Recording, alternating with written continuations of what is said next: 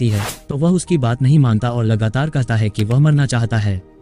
अब ये सुनकर सिमोन थॉमस से अकेले मिलने की बात करती है और वह सहमत हो जाता है। अगले दिन सिमोन जंगल में थॉमस से मिलती है और रासमस के बारे में पूछती है। थॉमस बताता है कि रासमस इम्यून है और वही वायरस से दुनिया को बचा सकता है।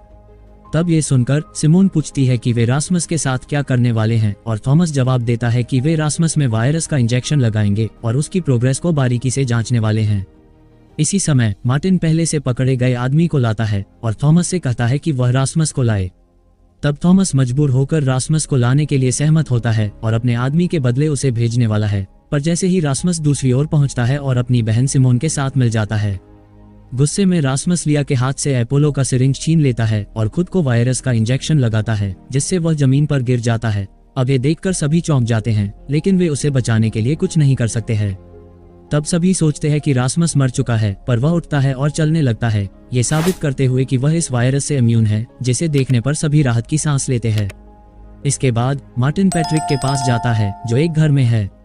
तब मार्टिन पैट्रिक को उसकी गलतियों के लिए माफ करता है और दोनों फिर से दोस्त बन जाते हैं। बाद में पूरी टीम और वे लोग सिर्फ एक को छोड़कर अपोलो हेडक्वार्टर्स की ओर बढ़ने का निर्णय लेते हैं। पर जाने से पहले जो आदमी पीछे रह जाता है वह रासमस के माथे पर चूमता है, यह आशा करते हुए कि वह सबको बचा लेगा।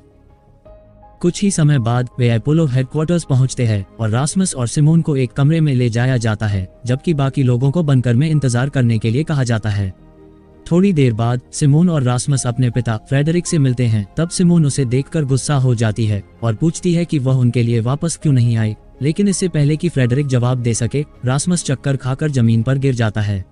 तब ये देखकर फ्रेडरिक अपने डॉक्टरों को रासमस को ऑपरेटिंग रूम में ले जाने का आदेश देता है और सिमोन से बाहर इंतजार करने के लिए कहता है। थोड़ी देर बाद फ्रेडरिक सिमोन के पास आता है और उससे माफी मांगता है।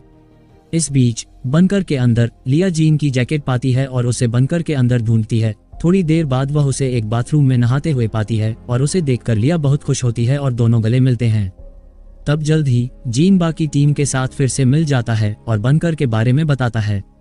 जब वे बात कर रहे होते हैं तभी एक वर्कर बंकर में आती है और उन्हें कुछ कैप्सूल देती है, ये दावा करते हुए कि वे न्यूट्रिशनल सप्लीमेंट हैं। हालांकि मार्टिन को इस पर संदेह होता है और वह उससे पहले एक कैप्सूल लेने के लिए कहता है। जब वह कैप्सूल खा लेती है तो मार्टिन और उसकी टीम भी ऐसा ही करते हैं।